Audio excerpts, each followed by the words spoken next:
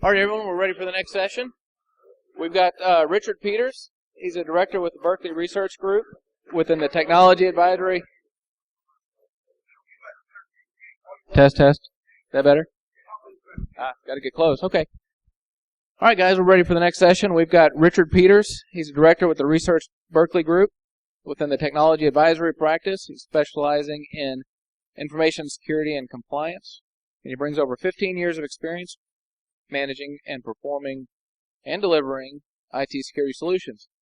His experience includes technology risk management, IT auditing, IT security assessments, internal auditing, attack and pen testing services, and analysis in domestic and global entities across the energy, technology, financial, and manufacturing industries. We've also got Matthew Roth. He's a computer information security systems undergraduate student at University of Houston Clear Lake. He's a former intern of Berkeley Research Group. He's currently a research analyst or research assistant at University of Houston Clear Lake. And his skills include pen testing, vulnerability analysis, and software development. So welcome them to talk about Parasyste.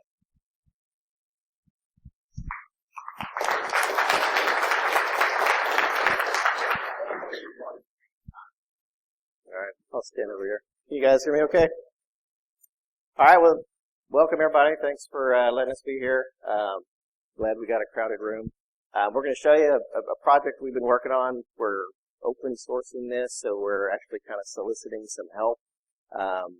Does anybody have one of these devices?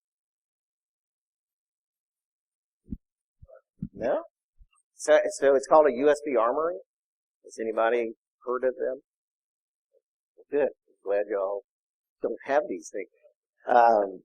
So to me, these are the coolest things. So Quincy and I do lots of different things, and he's going to have a talk later on. We're talking about appliances and all, but I keep getting smaller and smaller. So this is actually a full-blown Linux computer. I'll give you the specs in a little bit. It's an open source hardware design. It's an open source software.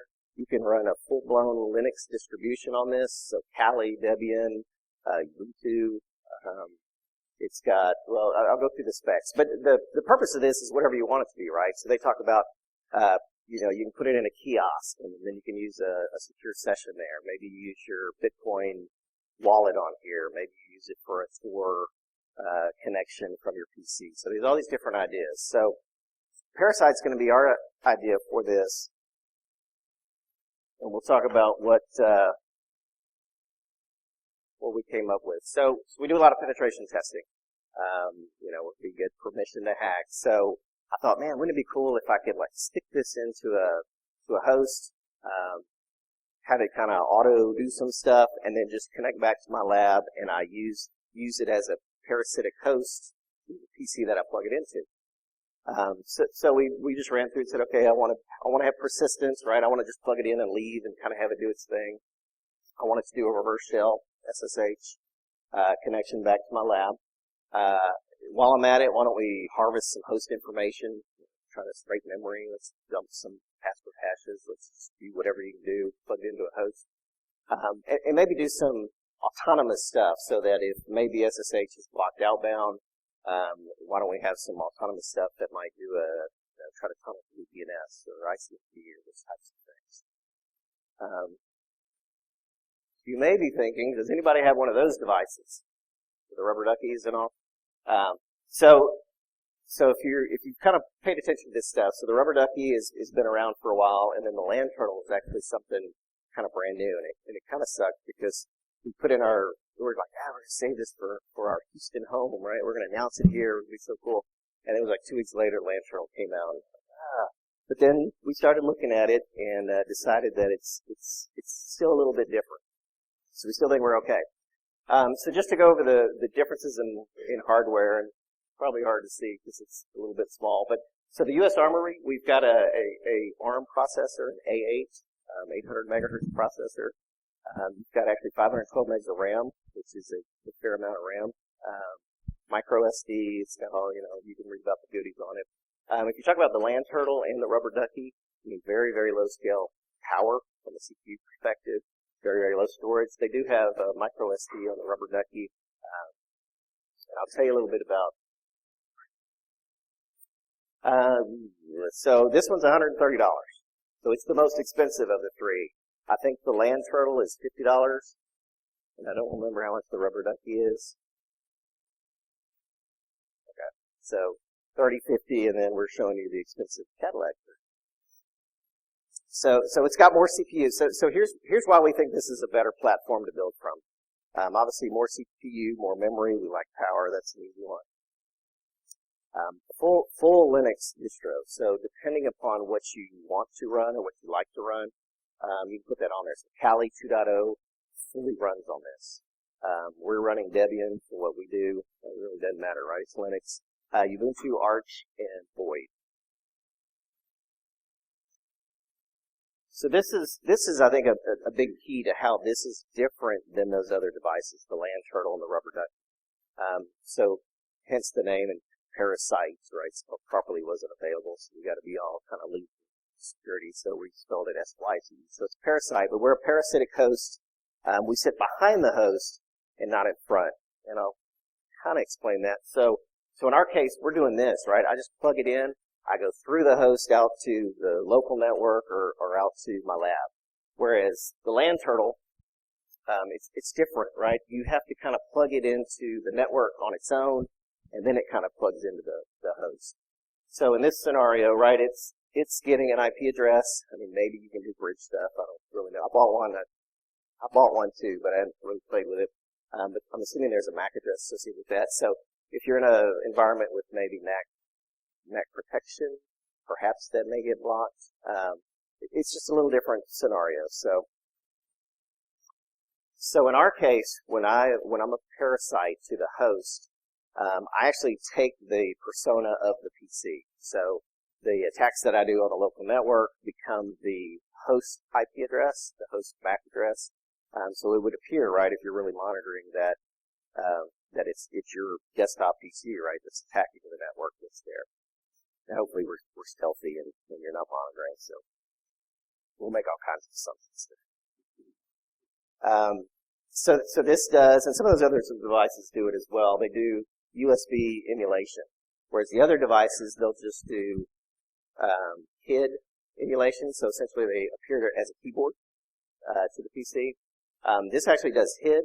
We can do Ethernet, and actually two different types of Ethernet, the CDC, makes more of the Linux side of it, and RNDIS. I don't even know that I know what that stands for. All right, test.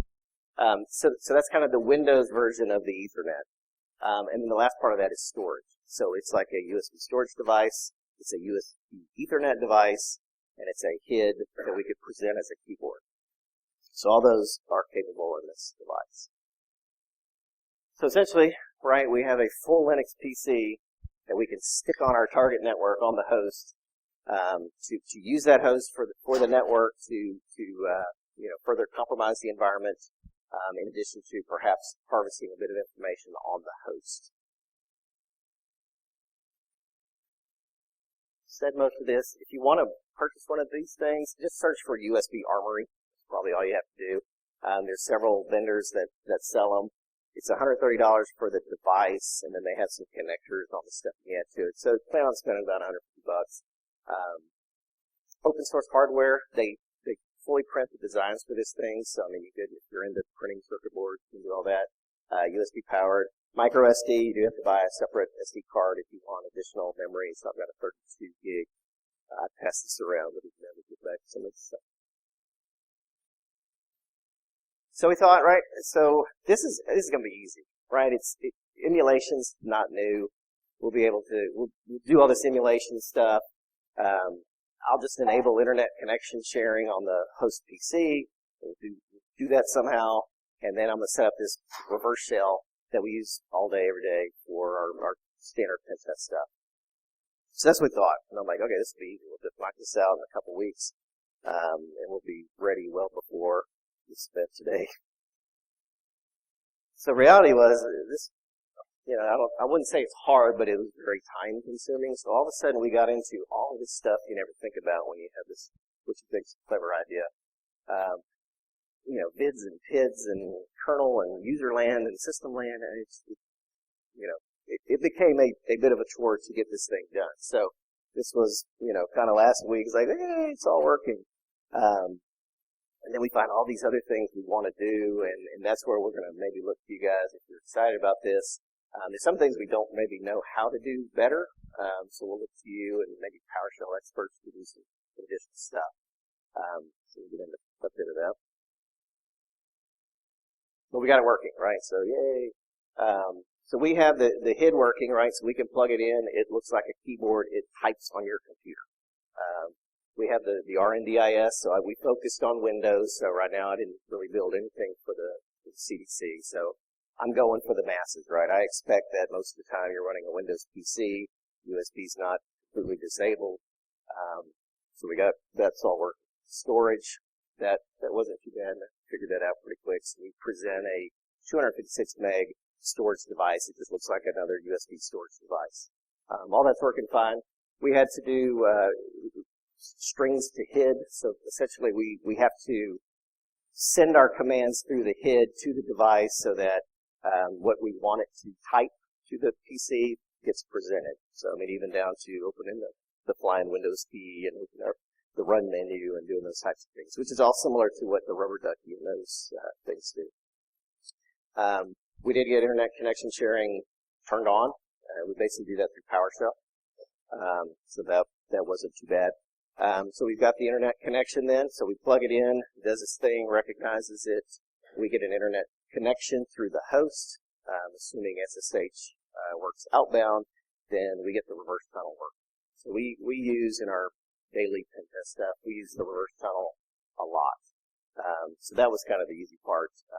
In my case, I actually send this back to Amazon. So from the Amazon, then I reverse shell back to the device through the network. And so what we're going to do today is we're going to kind of share just the learning process through what we did. Kind of just to tell you those things. We're not going to get deep down in the code because you would be able to see it, but we will kind of tell you those things in case you're building your own gadgets or doing things. We want to kind of share that learning experience and kind of show you where we got. So Matthew's going to talk about the gadget part. Thank you, Richard. So, like Richard mentioned, my name is Matthew Roth. I helped out on this project when I was an intern at Berkeley Research Group, and today I'm going to dive a little bit into the technical sort of meat and potatoes that really makes this whole thing work. And the key that brought all this together is a part of the kernel subsystem called USB gadgets. What that does is it lets your device act like a USB device, whether it's a flash drive, it's an Ethernet adapter, or maybe it's a keyboard. That was essential to this whole project. And here's a little bit about it here. So our Armory will become, for all intents and purposes, a USB peripheral. There will be no distinction to the host that we're not an actual keyboard, that we're kind of a rogue device. And you'll see the last point here, it says we can create and define our gadgets from userland. That is essential because when we're using this thing, it's deployed on site. It can, in real time, without shutting down, reconfigure itself, bring up new gadgets, bring down old gadgets. Maybe we want a different type of keyboard. We want to change the vid and PID so it's recognized as something else. Maybe if they're filtering, maybe we want to switch to CDC to RNDIS or vice versa. We can do all that in real time remotely because of the flexibility we have from the USB gadget system. Now, this next slide is a quick history of this USB gadgets. First came out in 2003, so that was great. You could do everything from userland, but it was single purpose. So you had your HID device, you had your Ethernet device, or you had like a flash drive, but that was it. You picked one, you didn't do much customizing, and that was it.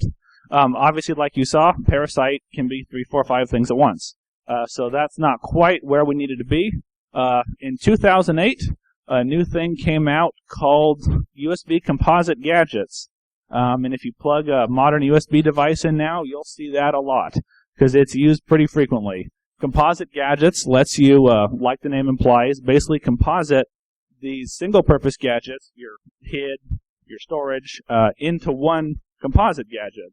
And the way Windows handles that is it was surprisingly friendly. It uses something called a USB parent driver, and it parses into the gadget, and it'll find the individual functions. It'll say, here we have HID, here we have Ethernet, and then it'll pass those off and find the correct driver for each function. So it was pretty much plug-and-play functionality then.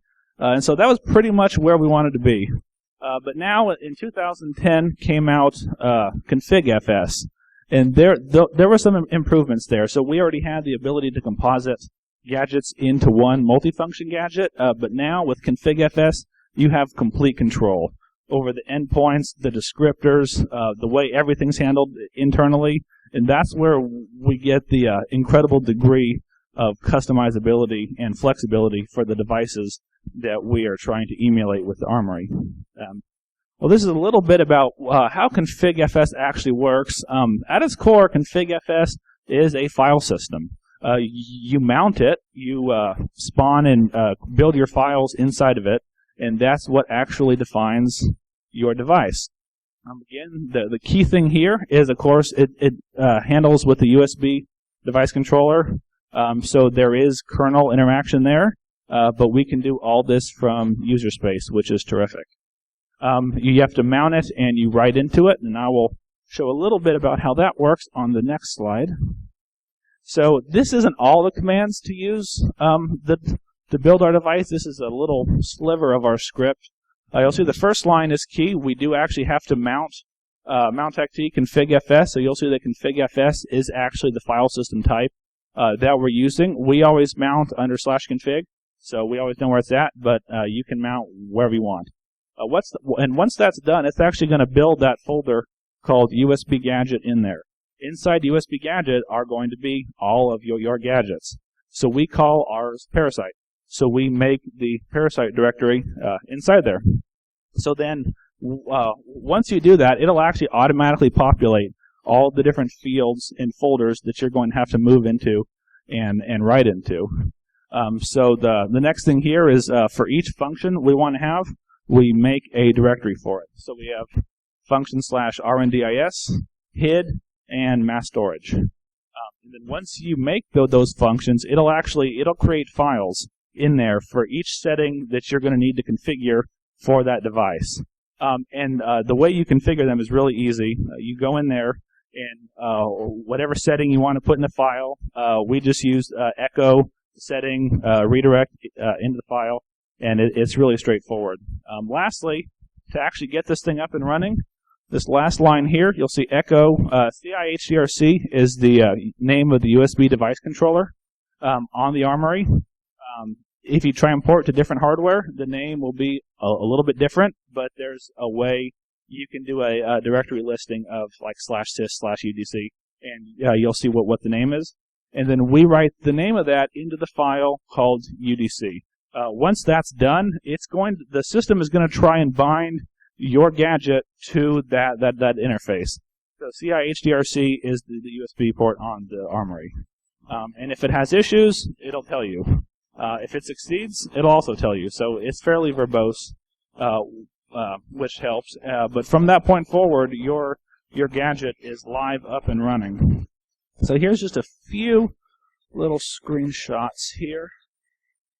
Right here, you'll see that second listing under HID keyboard device. That was us. You'll see at the bottom of the network adapters here, RNDIS number 2.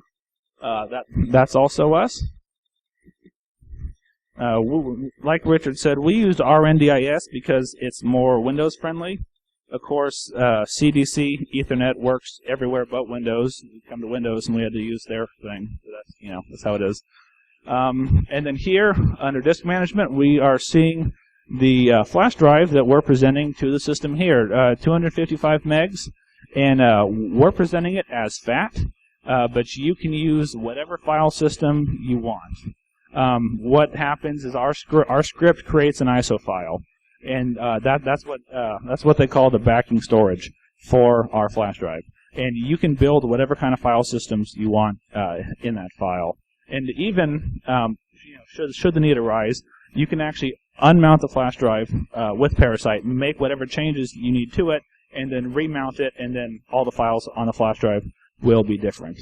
The key is don't change the files on the flash drive from the Parasyste side, because USB is very master guest oriented. So if you plug a flash drive into a computer, it's going to assume that nothing's going to change unless it initiates the change. So if you try and make changes from the device side, it's going to throw things for quite a loop. So don't do that, and you should be fine. So there's a little checkpoint of where we are so far and what I've just covered. The next is internet connection sharing. This is really important for our on-site work, because we want this thing to reach out. For example, we would use Richard's command and control server that's on Amazon. So this thing needs to be able to get out of its environment to the internet. And the way we do that is basically we force the host to share its internet connection with our RNDIS adapter. And the way we do that is, this is a little bit about ICS. Basically, we'll go in and we'll find their adapter that they're using for internet access. Probably going to be, a LAN or any Ethernet adapter, sometimes wireless. And we're going to do this all through PowerShell, but we're going to go in and configure that. We're going to say, you have this new RNDIS gadget. You're going to share your internet access with it. And then it's just at the bottom a little bit about ICS and how it works. It always uses the same subnet, the 192.168.137 block. I don't know why, but it'll keep everything in there, and it'll do a DHCP handout to the Armory as long as it's kept in there. So that was surprisingly seamless. And now there's a few things though that come as an issue when you try and do PowerShell. Namely the execution policy for PowerShell scripts. The default is going to be restricted. There's always some caveats there, but the short of it is our script is not going to run. Of course, when you have a keyboard and you can type and set whatever you want, that's not much of an issue, because we go in there and change it using set execution policy bypass. -force means no prompt, so it's easier. The one we're going to want to use is fourth option here, unrestricted. That means it runs anything. All signed just means they have to be signed. Ours obviously aren't, but with all those CAs getting compromised, who knows? Remote signed means only files, scripts from the web have to be signed, but safest option for us, just set it to unrestricted.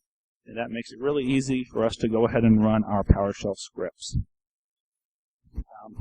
So how we actually make that change I mentioned in the previous slide, we have this program called send file to HID. It works with string or files.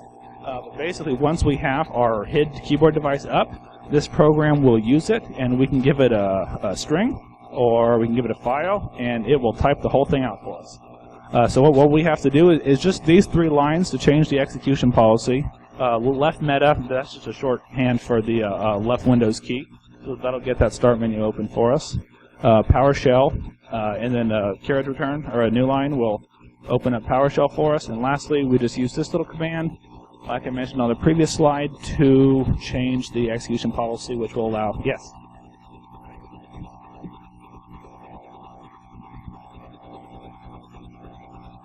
If they're running as admin on the machine now. Even if it did, the HID device, the keyboard, can click through UAC files. Because,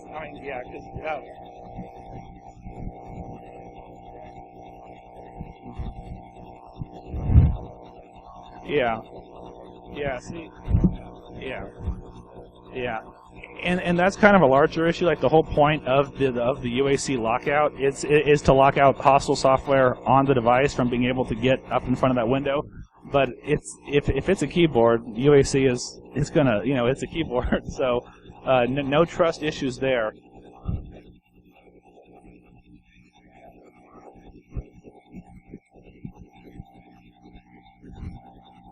Well, that's almost an unworkable scenario. Imagine a user takes a laptop home, and it's tough. Yeah, so for Richard, he's going to touch on a couple of mitigations at the end. So if you wouldn't mind holding for that, he's got a couple things to share on that. I haven't been able to think of many. I mean, if you start restricting what kind of USB peripherals users can plug in, you're asking for it. I mean, that's going to be a headache unless we start, putting digital certificates on all of our keyboards. But we're going down a dark road there. So the only argument we call here is that is the actual HID device that was created. It's going to be under /dev/HIDG0. If it's your first one, increase numerically from there. Oh, yes. Admin. Local admin on the machine. Does that answer your question? Okay.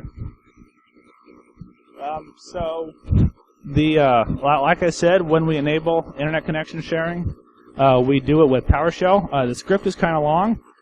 This is just kind of some pseudo of what we do. There's a DLL, that's the Home Network Configuration Manager. We have to load that in. Just do it once. It's a simple command, pretty easy. We have to instantiate a few things. We basically list out the network connections. We use some filtering to find the one we want, and then we make the necessary changes to turn ICS on right here from our script. And again, if we put the script, I wouldn't be able to read it. It'd be so small. So we'll just spare you from that. And then that's the process here. Similar to before, we want to actually run that script that sets up ICS. So same as before, left Windows key, get into PowerShell, and run our script. Now we're using a fixed drive letter here. Obviously, you don't know which drive letter is going to be mounted under. That's just how it works under Windows. You don't get to, the device doesn't get to specify a preference for drive letters, which is good because no one else uses drive letters anyway. So you could theoretically be mounted under any of the possible letters except probably C or D. But there are ways we can control the label. Like when you plug in the flash drive, it'll have a name, a label. We label ours Parasyste, and what we can do is we can actually go back into PowerShell if we have to, list out these gadgets, filter by label, find the one that's ours, and get the associated drive letter. But to shorten what's happening here, we'll just assume it's E, and we've already filtered it out and got it right there. And that's going to run our script and set ICS up for us. There's a few more screenshots of what that looks like. You'll see that's their network connection. We have sharing set up for local area connection 3.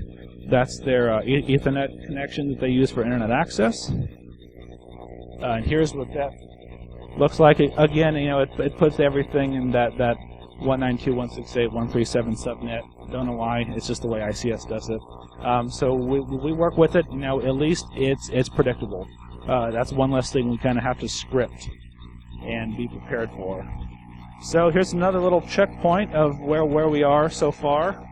I've gone through those first 3. There's a few more items left, so I'm going to pass it back off to Richard, and he's going to talk about how we do reverse shell to our command and control. Sure. All right, so at this point, technically we have internet access if we were on the device already, so I need to give myself access back to this device, right? So we've dropped it off, it's done all its gadget goodness, runs PowerShell scripts, it's on the host now. Now I want to get it to connect out because I've left the building now. I want to be able to connect to it. So this is just SSH goodness, right? So I'm not going to give you we're publishing the script to how to do reverse SSH, but I'm sure you've probably done that. So in this case, just a few of those settings that's there. So I send it to Amazon, but technically you can send it to any IP you want. It can be an internal address, right? If the host can route to it, it will try to send it there. In my case, I expect probably 22 is allowed outbound. You can change that, right? I could change that port 22 to 443, so if you're not doing a little bit of protocol inspection, right, just make that whatever port you think can get out. All right, so I'm going to test your nerdiness. So does anybody recognize this number, 25641? What kind of number that is? If I had a giveaway, you would still get it. Good. So I'm the biggest nerd in here. So that's called a parasitic number. right? So I didn't even know that was a thing. I'm like, ooh, I need a number like associated with a parasite. What is that? So I just searched for parasite number. And that's a thing, right? So there's no mathematicians in here, I guess. So there's something called an N-parasite number, which means in this case it's a 4-parasite number. And what that means is if you take the number 4 and you multiply it by this number, the 1 actually moves to the front. So the result is 102564. And they call that an N-parasitic number. This is a 4-parasitic number. Hello, math. So, I'm a dork, so. In our case, we are doing key exchange through that, so I created a user, right, parasite. We created the associated SSH keys. I do have my authorized key file at Amazon, so I know it is only my device that's connected back to me. So that's just that. Auto SSH, we do use Auto SSH, and I stick this in a cron tab. So I expect that this is going to try to run. If it's ever not running, it fails, the computer reboots or something, it's going to try again, right? The parasite will automatically boot up the Linux host, or the Linux computer on that host will automatically boot up, right, when it gets powered to USB, and it's going to start trying to do that SSH. Just SSH goodness there. So now, right, I didn't think to show you a screenshot of SSH. That might not have been that exciting, but essentially this is the command. That top command is what I run from Amazon. So now I'm creating a tunnel, if you will, the reverse shell back through there. So I'll do this -w. It's connected to me at Amazon, so I will see a listening port for that 25641. So I'm just connecting to that port. It shows up as a local connection. I run that command and I'm connected back to it. And the only other thing I have to do is basically create a route. So there is some of those assumptions we're throwing out there that we should know your local host network. We can probably run some PowerShell and pump that too. We don't have any of that yet. So here I'm kind of assuming we know what that local network IP rank is. That's something we'll have to get to. It's not there yet. And then with that, I can fully communicate with the host. So what we've done, right, we've plugged in the Armory. It's been recognized as a keyboard. It's been recognized as a network, a USB network device and storage on the host. It's run some commands. And again, it shows up on the screen. So, if you're sitting at the bank and the guy's got the back of his computer there and you plug it in, he's going to see stuff going on. So the other assumption, right, is they walked away from their PC, you kind of plugged it there, you left, or you walked away. So it's going to pop up the run menu. You can see PowerShell. PowerShell comes up, stuff's going on, right, and then it kind of goes away. It'll recognize those devices in the bottom corner. So whereas like the rubber ducky, they pride themselves on how fast they can run some of those hid commands. That's kind of all they can do is the hid commands. So I don't know what the time is on that. 20 seconds, right? You have to have them away from the keyboard for 20 seconds. This is probably more, maybe a minute, maybe not quite a minute, 45 seconds. It's still fast, right? So we plugged it in. We've done that. PowerShell's run. It's made a connection out to Amazon, and now we've connected back from Amazon. We are sitting on a Linux computer on the host. I can do all kinds of fun stuff. So just on some of the testing I've done. Honestly, we got pieces of this working, and then we finally shoved it all together, and we're like, yay, it's all working. So I couldn't do a ton of testing, but I tested all the things that I use all the time, right? Does Nmap work through this? So from Amazon, can I run Nmap on the local network? Yes, it works. Well, can I run Nexpose? So from Amazon, I've got a Nexpose instance. I actually scan the local host network. So you have to think through this, right? So I'm at Amazon. I've got Nexpose installed, my commercial tool. I run through this SSH tunnel, which essentially hits the device, and then it goes back out the device and scans the local network. And it appears to the local network that this desktop, right, the desktop IP MAC address is scanning the network. So that works. Nessus, the same thing, just different tool. Metasploit, and that works too.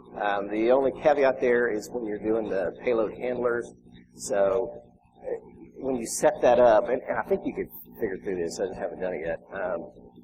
When you set up the payload handler, it's going to listen on the local interface. So it's going to listen on the Parasite, which is 192.168.137.2. And then you're going to send out a payload, and you're going to wait for that host to call back. right? And it's not going to know how to route back to a 192.168.137 network. The local network is not going to know that. So somehow we have to present ourselves as the desktop PC. I haven't figured out how to do that yet. Some of you might have some ideas. Telnet, SSH, SNMP, scanning across the network, touching those services, any TCP service, pretty easy to do. RDP, can actually do some commands to do remote desktop, so connecting through that device to remote desktop on the host. And obviously, any kind of web traffic. So, protection. So, every time we think of that would probably work, we think, well, we could probably get around it by that. So, today there's not a lot of getting around. It's kind of, it just works. And I think in most cases, this is going to work in a lot of instances. However, right, you get into where you could do some USB device control. You can stop storage from working. I suspect, I actually don't know, but I'm pretty sure you can stop RNDIS, right, at Ethernet, USB. You should be able to control that through policy. That would kind of kill us, right, for any of that remote access. So that kind of stops us in our tracks there. Unless, right, we can find some kind of vulnerability that we could take advantage of, modify our stuff. The HID part, the keyboard, that's hard to control. I mean, it's, you're going to turn off USB keyboards. You're not going to do that. You can look at the VIDs and PIDs. So when we assign a device, it has a VID and a PID, and there's a special number associated with that. I mean, you can look up the ones we use. It's kind of a generic one that the rubber duckies and all those use. You can disable that.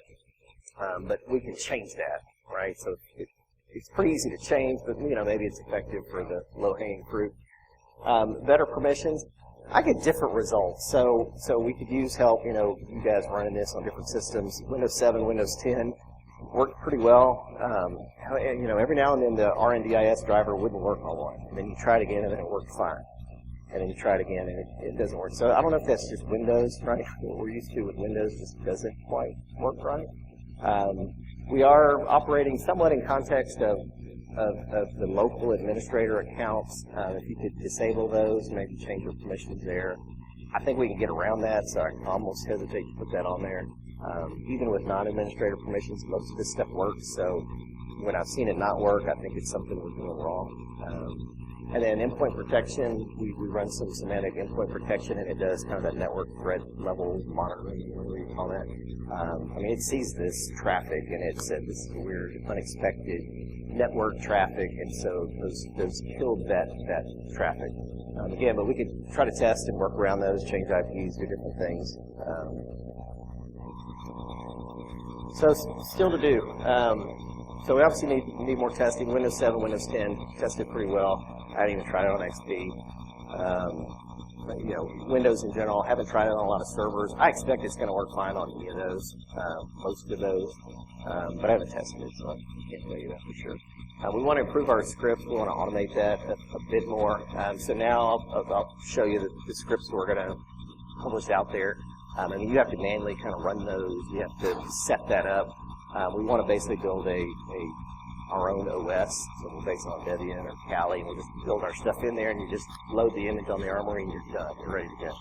So we want to make that stuff easier for you. Additional egress, so right now I'm just going out on port 22, and you can change that port, but we might want to tunnel that, so it's easy to tunnel things through maybe DNS-type traffic or ICMP. DNS works pretty well. ICMP seems a little slow, but we can build that in there too. That's not that hard. We want to do more host exploitation. So again, I thought that is easy. We'll have everything done by the time this conference came. That host harvesting part, we haven't even really gotten to that yet. But we can dump past local hat. You're already there. You might as well. And you want to get your $130 device back. So while you're there, you might as well dump as much as you can from the host. Those are just some things we got to write. Haven't done that yet. And obviously, documentation, guides, tutorials. If you're a nerd, you'll get this stuff right pretty quick. But we want to write that out and kind of bring it to the masses. And then Matthew, you want to talk about these? Testing. All right. So regarding the Parasyste API, I'm sure you remember when I was talking about all of this. You create these files and you write the strings into these files, and you do all this manual file manipulation. Well, for the more program-minded people, you're probably thinking, this is so stupid, why can't I do this with an API? I mean, we can encapsulate all this very easily. And in fact, you can. There is one called libUSBG. If you've done USB development before, you're probably familiar with libUSB. libUSBG, the G is for gadgets, so it lets us do all this stuff with gadgets. So instead of going in and creating all these folders and writing stuff into all these files, you make a couple of API calls. You basically instantiate an object, call a few functions, and you're done. And we want to add even more functionality to that. Maybe provide some APIs, ways to hook in with like the issues he said with Metasploit, and we have some API hooks for different commonly used applications to give us some better integration there. Behavioral scripting. This is getting a little, not quite AI, but some basic decision making where, let's say they try one of those things that would kind of block us, but it's trivial to get around if we want to, like they try and filter the vid in the PID. Well, vid and PID filtering, we can bring the device down, bring it up with a totally different vid and PID. It looks like a different device. That all takes about 3 seconds. So just the ability to kind of look at basic stumbling blocks, identify them, and then just make the little changes necessary like that to kind of get around them. Lastly, we want to make kind of just a single-purpose tool using HID and mass storage. And what we envision for this is basically a kind of one-click way to push a payload onto a target device. Or maybe, if you don't want to run all the other stuff in a PowerShell, and do all that, maybe you're just behind a computer and you just have a couple seconds when you want to put it in and do it. The idea for that is it'll mount your executable on the storage device. You'll plug it in, storage will mount, the keyboard will come up. The keyboard will do whatever it needs to do to run that executable. So your payload is deployed, and then it automatically unmounts, and then it's invisible again. Whole process takes a couple seconds. And we wanted, especially if you're really on a time crunch and you just want to deploy a payload real quick, that's what we want to envision for the infect tool. So that's all for that. Do you have any closing? Yep. So we want your help, right? So this is all working. It's good, but I mean, as you go through it, you're like, it'd be cool if we did this. So we'd like some support, testing, help, all those things. So if it's something you're interested in, we created the website for it. There's really nothing there, but this is where we're going to dump everything. We have it as a private GitHub now, so we're going to make that a public GitHub. Probably first part of next week, we'll make that public. What you'll find there is what I'm just calling the gadget configuration script. So essentially, you can get Linux on there. You can buy the USB Armory. They've got documentation for how to get the Linux piece on there. Essentially, then there's just a script you run. So it's Linux, you run a script, and it sets up all the gadgets. We've got that, so we'll publish that out there. We might have a couple files for that, the C program there, but that's basically the program that says, tell me what your strings or your program is that you want to send through that HID device. So it kind of just makes it so you can just type what you want to do, and then it sends it to the device. So we'll put that up there. That's our PowerShell script for enabling the ICS PowerShell script. And then if you want to do the reverse tunnel stuff, we'll have that shell script as well, and some instructions just on how to do that with the Tomcat. And we're right on 11:45, so if y'all have questions or you can find us out and about, thank you guys very much.